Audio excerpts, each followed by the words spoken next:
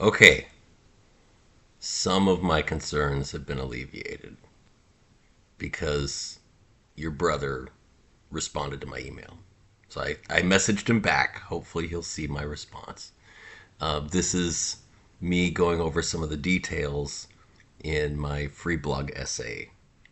It's called My Resume, an Offering to You, Wolf Girl. So I'm going to go over a couple of the ideas, so you have like a someone saying the concepts instead of having to read if you don't feel like it. Here's the first key idea.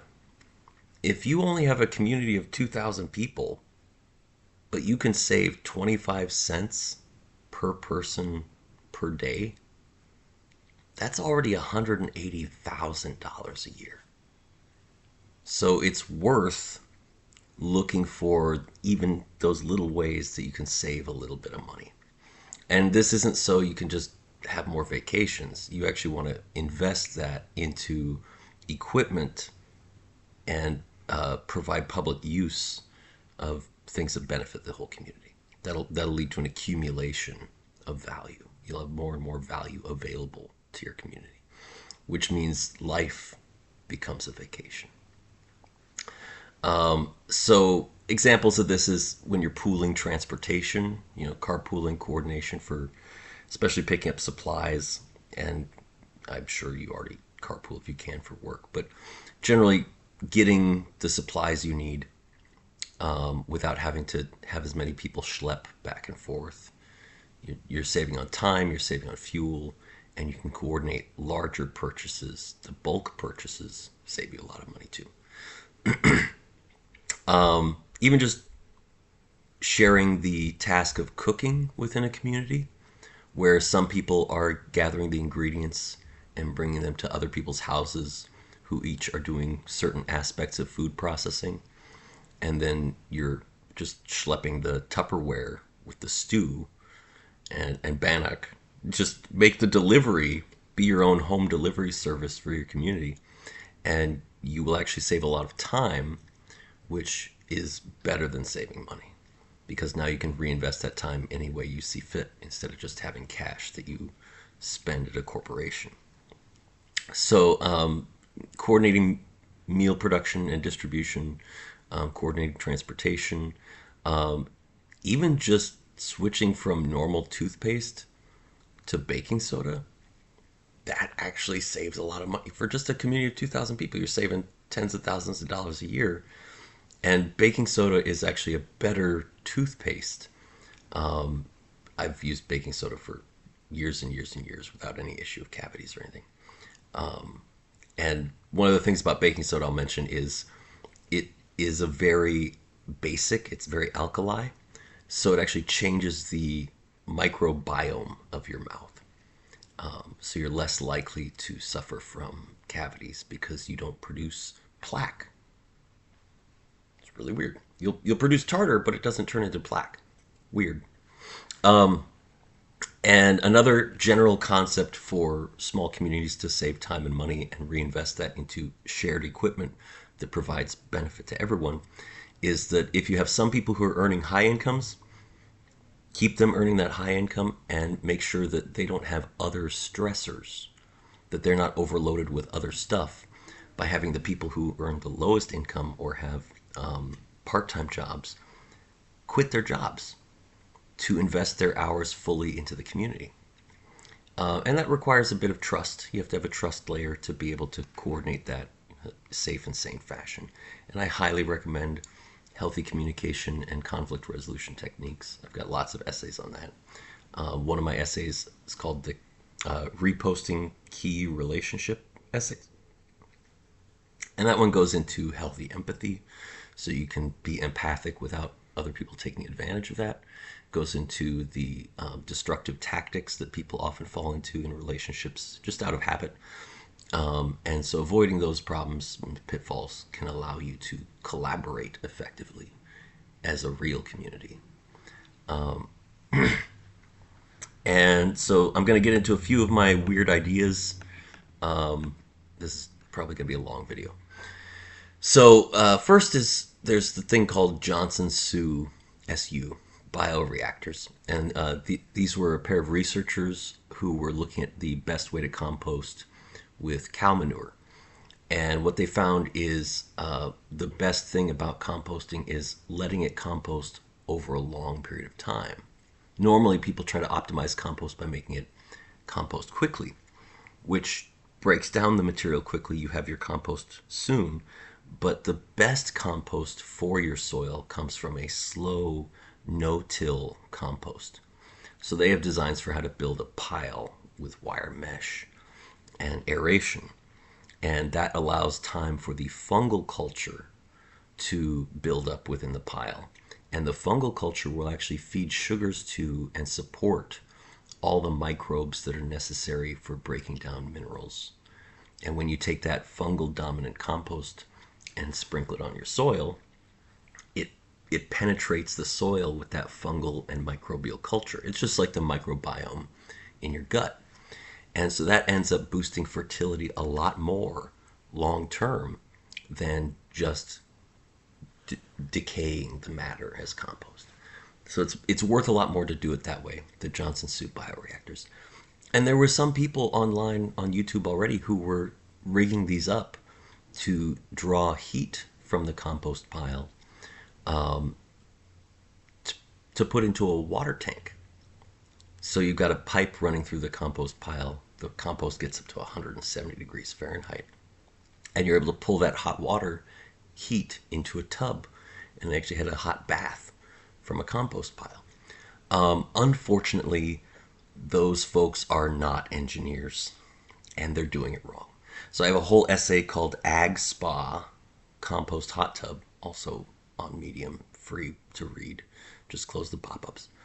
And that goes into the specific engineering details of how to, instead of having a tube running through the compost pile that then shocks the pile with cold water, you don't want that because once the compost temperature drops, then the fungal culture starts to die off. You've actually killed your compost pile. So you don't want to do it the way the YouTubers are doing it. Instead, you want a much larger compost pile. Make it many times bigger than a Johnson Soup reactor normally would be.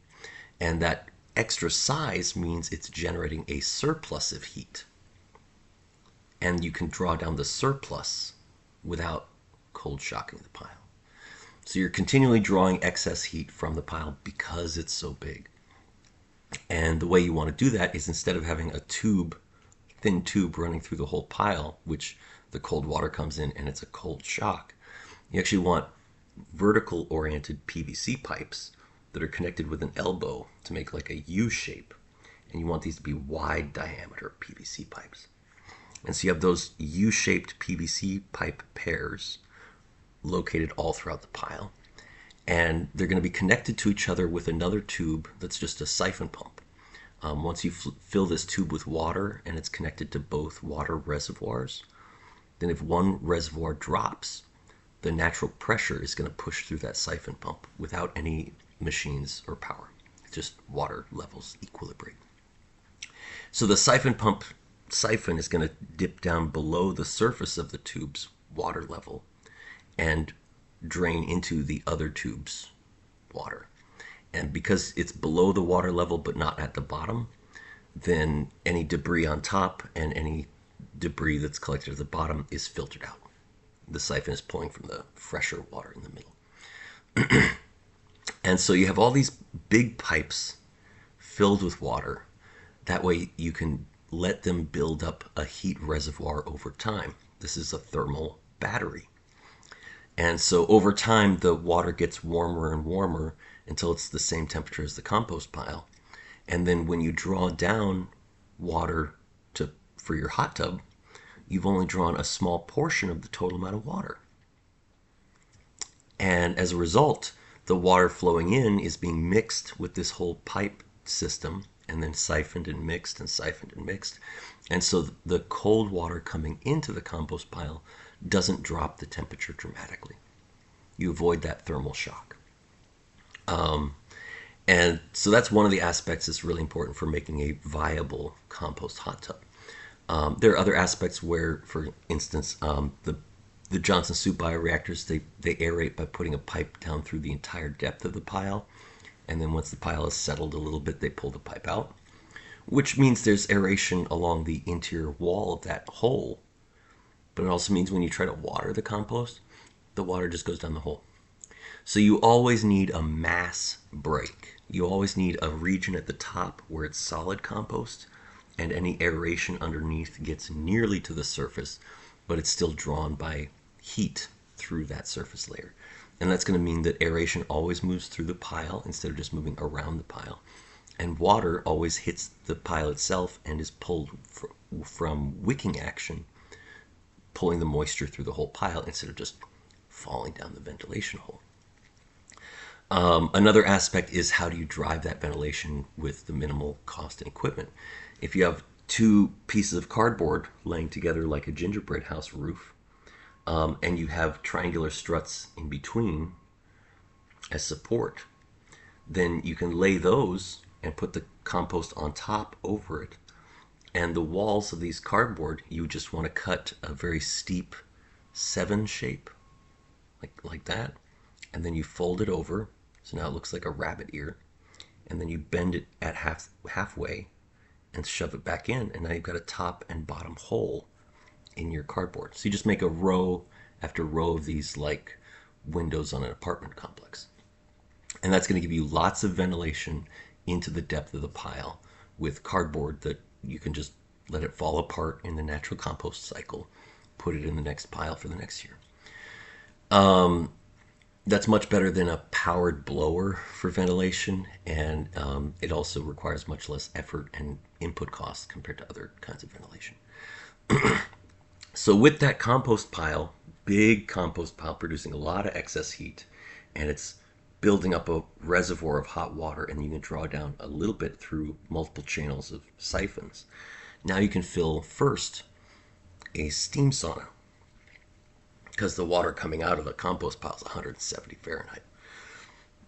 And so you got aluminum frame and plastic tarps or polycarbonate roof for your greenhouse-like setup. And that's going to trap the humidity in your steam sauna zone. The steam sauna water, don't get in that, it's scalding hot. But it can flow out into, you can dig it out with a water jet, a region where you have a waterfall that's a hot water shower. And that can flow into a hot tub, which is, you want it to be 104 to 110. And so that's your hot tub zone, and then that can overflow into a warm pond. So you got a much larger volume of water that's warm water. It's a heated pool. It's not as hot as a hot tub, but you get all 4 utilities: the steam sauna, hot shower, hot tub, and warm pool, all within a canopy. And that warm, humid air can be ventilated into a structure. And the great thing about ventilating warm, humid air into a structure, especially in wintertime, is normally you're heating the air in the structure to keep things warm, but heating it dries things out. The water vapor pulls away. So it's drying heat. And then you have to run a humidifier to compensate to get the humidity back up, but that's going to lower the temperature. So you're fighting with humidity and heat at the same time, trying to get your house warm and comfortable. But if you're pumping warm humidity into a building, then you've supplied some of the heating and most of the humidifying naturally. You didn't have to add any energy to the system. And in general, if you are composting, you're going to be able to draw about 1/4 of the composted material's burnable energy into your system, which is actually better than a lot of fire pits and things like that. Fireplaces and things, they don't get full combustion, and you're not capturing all the heat. A lot of the heat comes out the top. So you can get comparable efficiency in terms of heating and utility, especially because you have multiple stages of utilization, as if you were buying cords of firewood. But this is just raw material from your yard and your fields that you're turning into compost at the same time. You get compost out of it, and you get the hot tub system, and you get heating for your home. So that's one example. And a thing to add to this is if you are able to take all your waste materials and bake them and grind them into a powder, and then you combine them with silt. You know, if you're dredging with a water jet and settling into a settling pond, you're going to separate the sand and gravel from the clay and the silt. The silt and the dry, baked ground waste materials can be mixed as a slurry along with any urine, and that can be poured on top of your compost pile when you need to keep it moist. You have to keep the compost moisture at the right level. Use this slurry to do that, and the nitrates in the urine will be added little by little instead of adding the nitrates all at once. A lot of people will have high nitrate green compost, and the moisture and the nitrates leach out into the ground, and that actually causes a problem. So adding your nitrates little by little means they actually have a chance to get absorbed instead of leaching out. And it's going to boost the activity of the compost, so you're going to get higher temperatures. And more importantly, as the waste materials and silt pour through the compost, they're going to percolate and collect on the surfaces. All the compost surfaces get covered in silt. And that's where the fungal cultures, chemotrophs, the microbes that the fungus feeds sugar, those chemotrophs are going to break down the minerals in the silt and turn them into bioavailable minerals. So that's a better integrated system. It's co-generated heat. It's minimal upfront labor, minimal capital costs, and you get multiple utilities out of it. And everyone in your neighborhood gets to come by for the hot tub all winter long. It's pretty nice. So that's just one of them. I'm going to be making a series of videos going into some more. This is the Wolf Girl series. So this for any cold climate folks who have a lot of yard waste and a small community, this is for you.